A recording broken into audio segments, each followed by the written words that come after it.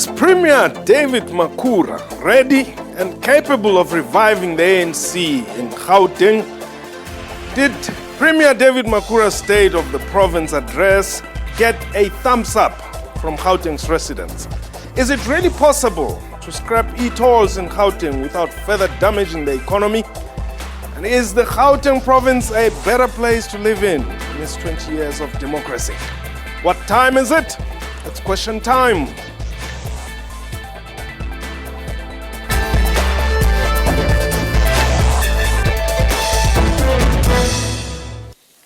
Hello and welcome to the show. My name is Mpho. Recently elected Premier of Gauteng Province, Mr. David Makhura, delivered his maiden State of the Province address in Thokoza, Ekurhuleni, at the sitting of the Gauteng legislature.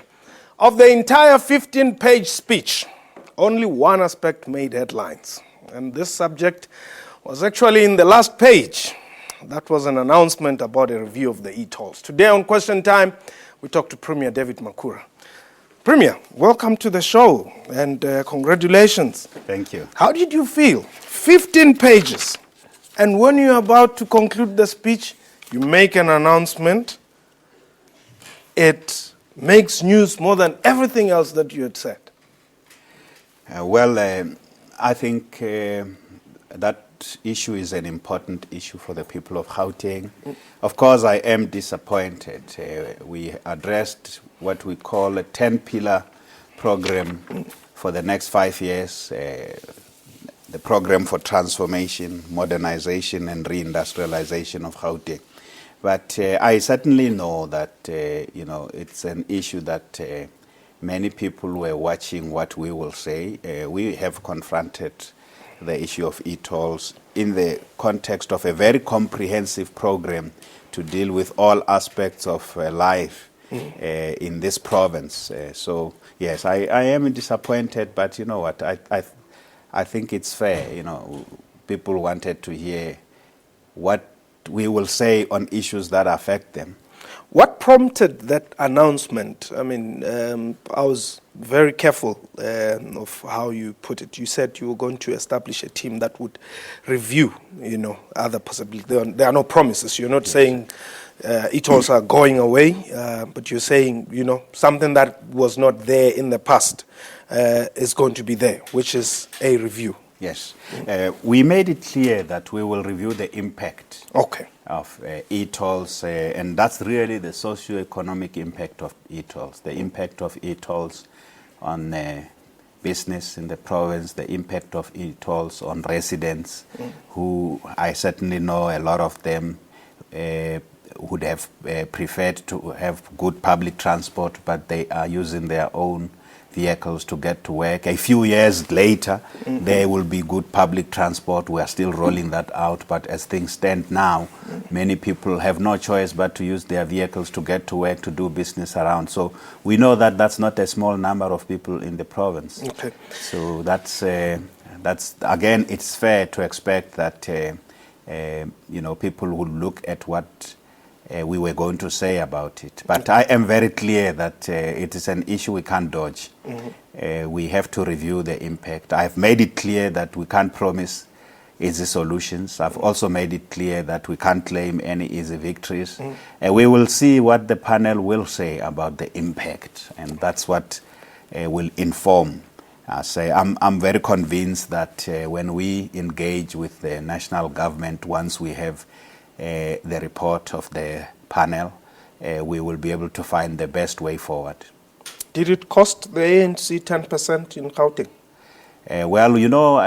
I speak today as the Premier of the province. I want to speak strictly on the issues of governance, the issues of the economy, issues affecting the people of Gauteng. Okay. I will have a day to talk about the ANC and the 2014 election campaign, but I think that's not the day. Let's talk about the State of the Province address. Okay, let's also talk about the second phase of transition, from apartheid into the National Democratic Society. Yes. I was impressed that you dug into Samora Machel, Nelson Mandela as well, Just talk to me about that.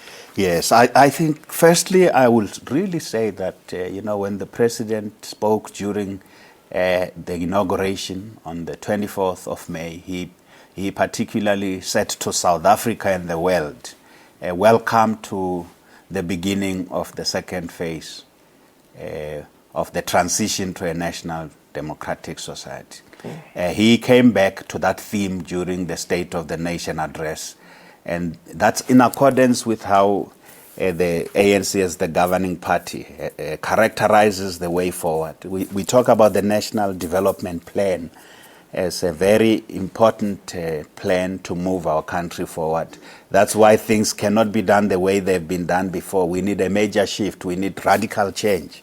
That's what that second phase calls for, because we would not be able to tackle the key challenges of an economy that's not growing at the rate it is supposed to, the key challenge of unemployment, the key challenge of an economy that excludes the large majority of its citizens. So we can't do that without a radical change. So I was basically building on that theme, picking up on the various issues and defining what it would mean, what that radical change would mean in the concrete conditions of Gauteng province, which is the biggest economy in our country and the fourth biggest economy in the continent. So we looked at various themes that we said it's a 10-pillar program. Yes. And I'm sure in the course of this I'll have an opportunity to elaborate on those themes. But certainly it is going to require a major change, including major change on how government works. The first point, radical economic transformation. Radical means there's going to be, a lot of oomph, and zeal in ensuring that there's this transformation. How are you going to do it? And it's tough. Yes. I know when there are many people who have been asking, but what does this mean? What does radical mean?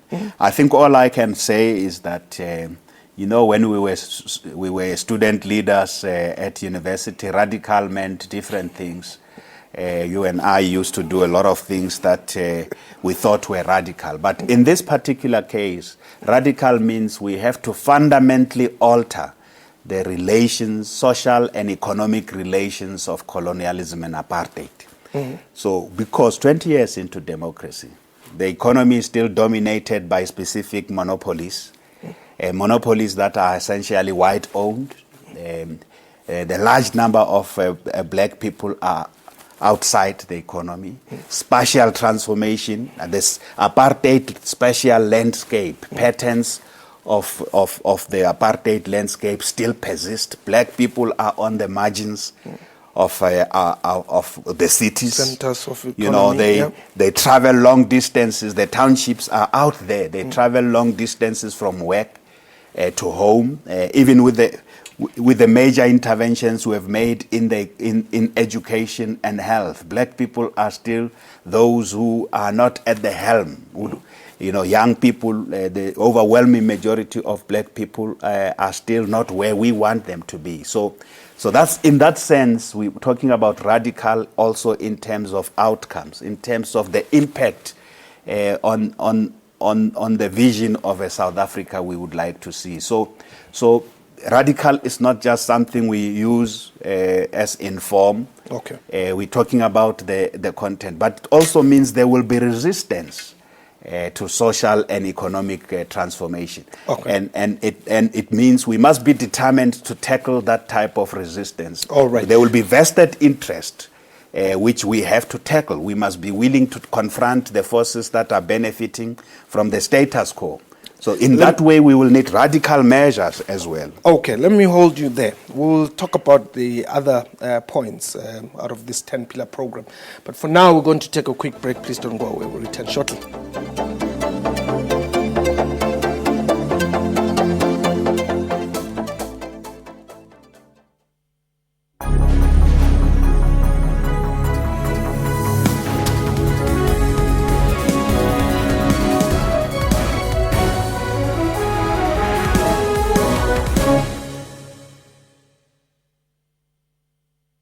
The story of Joyce has captured the heart of many and instilled hope to those who had succumbed to the pain of living with cancer. I am going through breast cancer and of which is stage 4.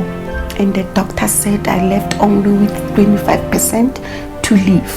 Batho baba tshwereng ke cancer ba ske ba lapa ba tshwanetse ba tswelele pele. My employer called me and told me that I mustn't come back anymore because of they found someone who's going to replace me.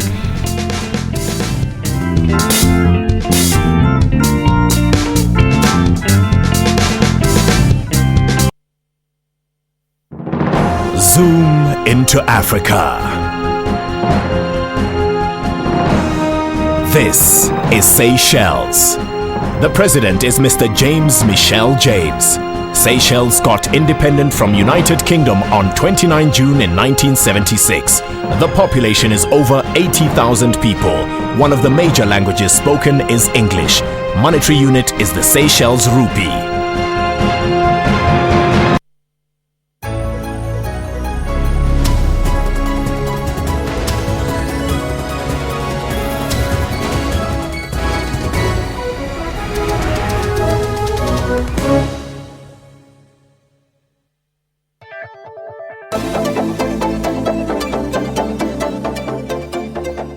Welcome back. You're still watching Question Time. My guest today is the Gauteng Premier, Dr. David Makhura. Now, Premier, one point which you raised, the modernization of public service. Our people complain of the treatment they receive, whether it be health centers or let's just say at centers of service. Yes. In the 10-pillar program that we outlined on Friday, the 27th of June. There are 4 pillars that deal with transformation, and one of the things we truly want to transform is the way the state and governance interact with communities. So the kind of service delivery, the quality of service delivery, the quality of public services. And it is true that there are many complaints from communities. It doesn't matter. The more we do, we build houses, we build schools, we provide services that were not provided previously. But there is an issue we have to look at ourselves, that the way public servants relate to communities, the way the state also relates to communities, to members of the public has to be fundamentally, that's one area of radical change. My own experience is that sometimes public servants treat members of the public with disdain. They don't, the concept of patupili, service to the people, is something we must ingrain. We, particularly the public representatives, also have to spend more time out of the bureaucratic meetings. We have to be on the ground. That's what we need. We need to go where the problems are. You can't run away from people when they are complaining. We have to be out there.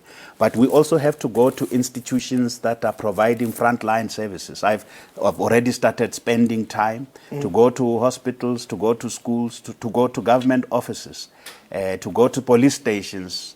Those who are working in these offices have to constantly understand that they are there to serve the people. The people are not there to serve them. When people come into these offices, we have to understand, we who are public representatives, that we are there to serve people. Okay. So we need a paradigm shift, significant shift in the way we relate to communities.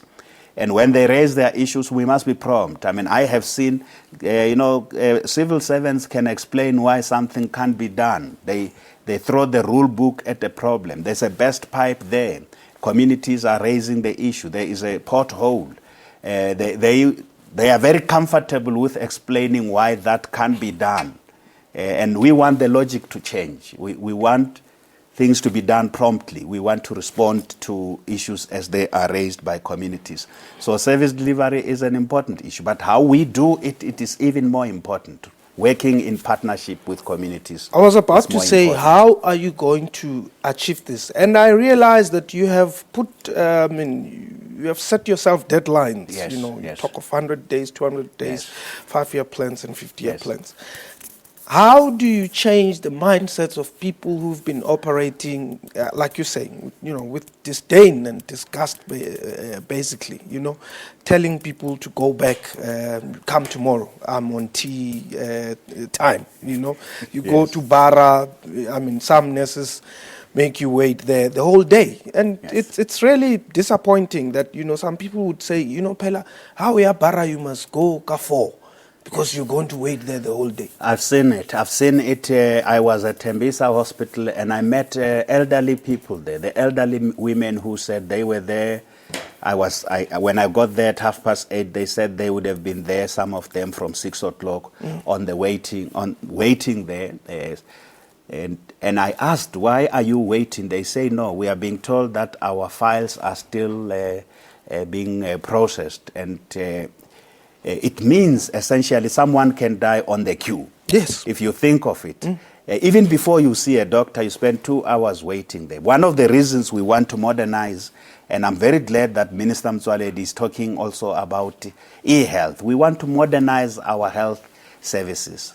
We need electronic files. We are burdening the old people to come to a hospital with a file, carrying it there. Sometimes the clerks say that your file is lost. They are sent back, come back tomorrow, come back next week. Someone can even die. Yeah. So we live in an era where technology is very advanced. We must use technology to sort out some of this, to also get rid of bureaucracy, You have said that this technological advancement needs to filter down to even an area which has caused people a lot of stress, houses allocation. Yes.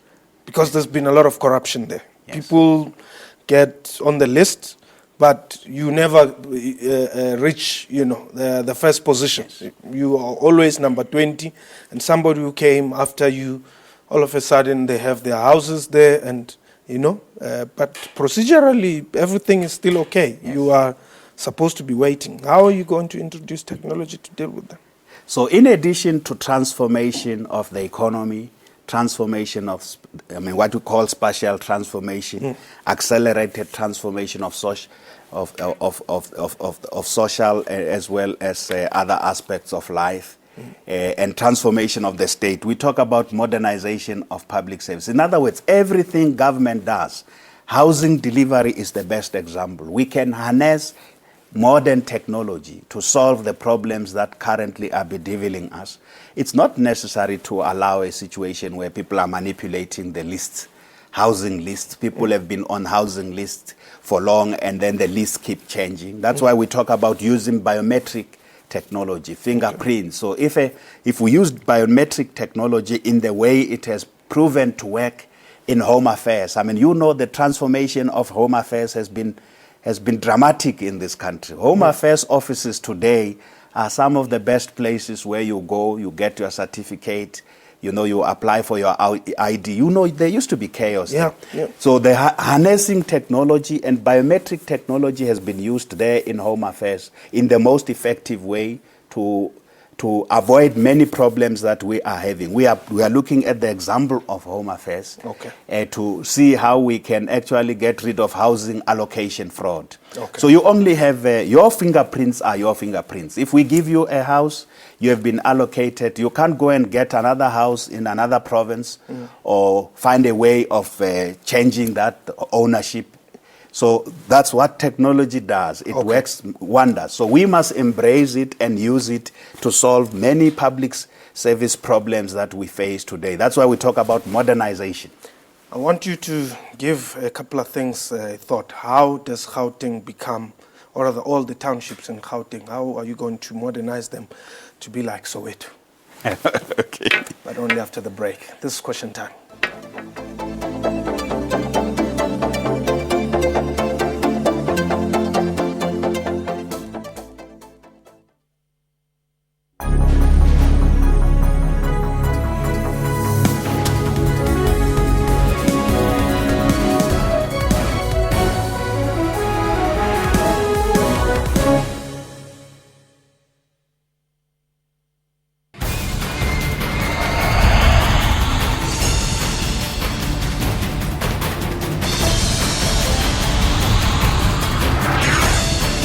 SABC News, we've got Africa covered.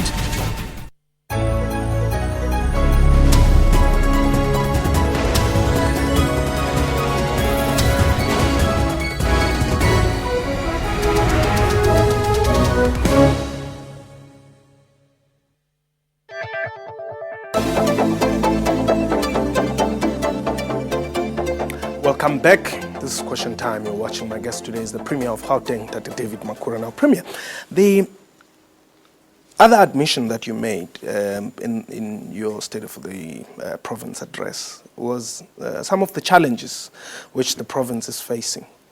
And let me just go straight to the fact that you have admitted that Soweto is at a level of its own. But why can't Diepsloot, for instance, be at the same level? Why can't Mamelodi, be at the same level? Or Katlehong, Thokoza? Yes, I think one of the key interventions in that 10-pillar program is what we call changing human settlements. In other words, modernization of human settlements, improving infrastructure in human settlements across the province. And in particular, there are two interventions there. The first one is revitalization of the township economy. You know, townships were created as dormitories, labor reserves for black people who would work in this white economy in the cities, and after which they will travel long distances, very far away from where their white counterparts live, to go and sleep there, and so only to come back to work.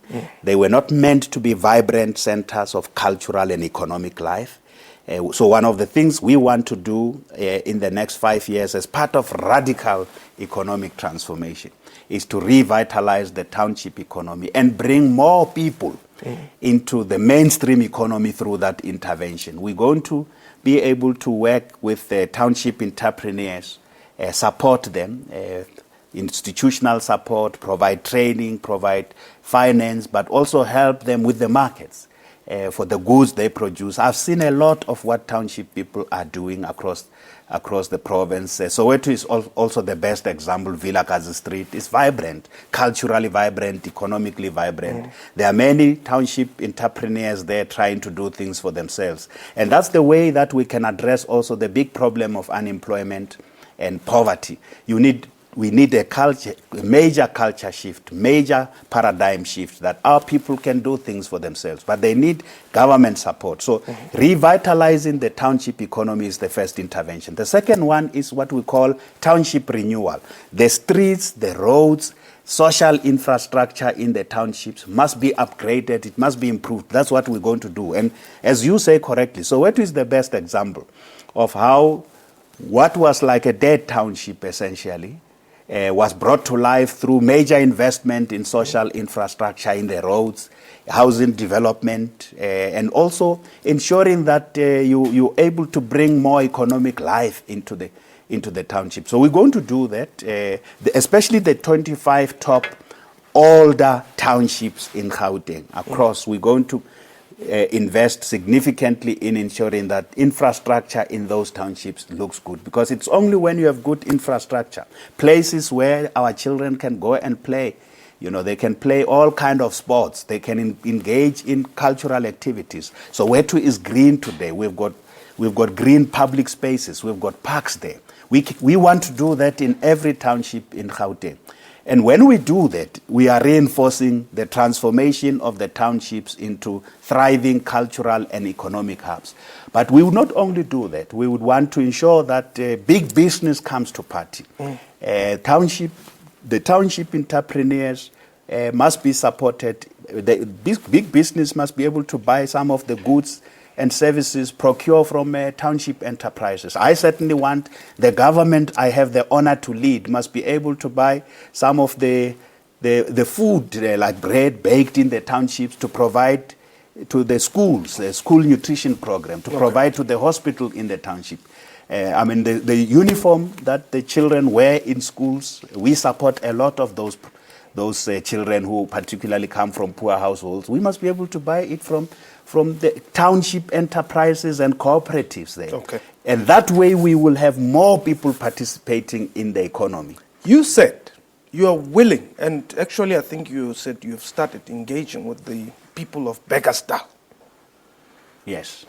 Well, one of the humbling things that truly humbling, a humbling experience for me, it's how the people of Beggarsdal have welcomed us once we were appointed, not just me personally, but they expressed their confidence in the team that has been appointed, the team I have the honor to lead.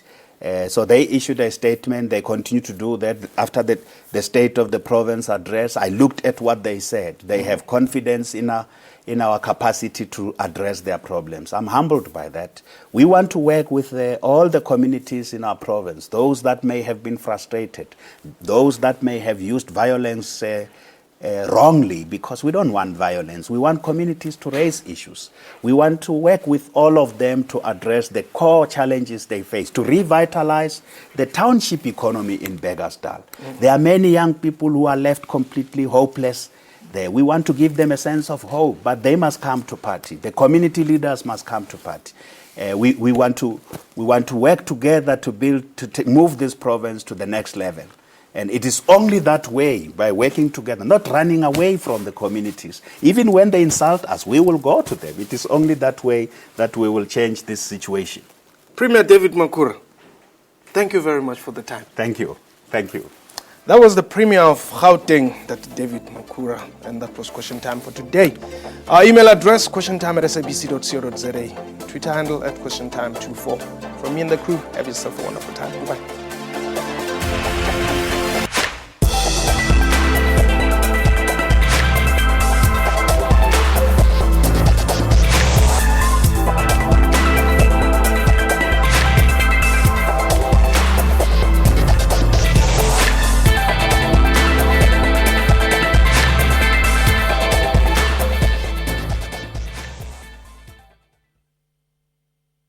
Why doesn't the media reach out to the kids? I think the media is trying to reach out. Unfortunately, the media is trying to reach out on very negative issues only. How do you feel about the media coverage leading up to? Disappointed. Very disappointing. Very disappointing.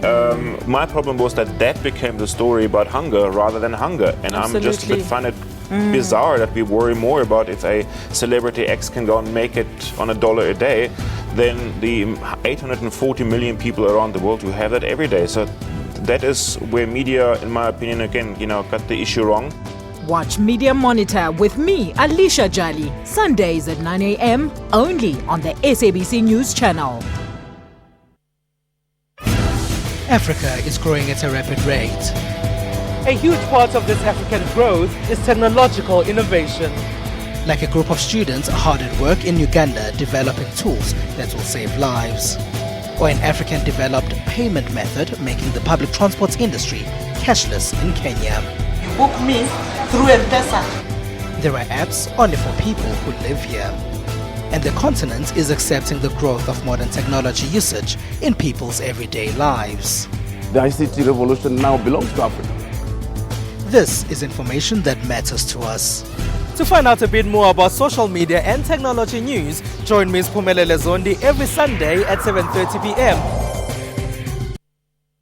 Molweni, nda, dumelang, assalamu alaikum, namaste, goeiemorgen, Jumbo Africa, and a very warm welcome to AM News here on SABC News Channel 404. The Basic Education Minister, Angie Motshekga, has dismissed the renewed Limpopo textbook saga as a storm in a teacup.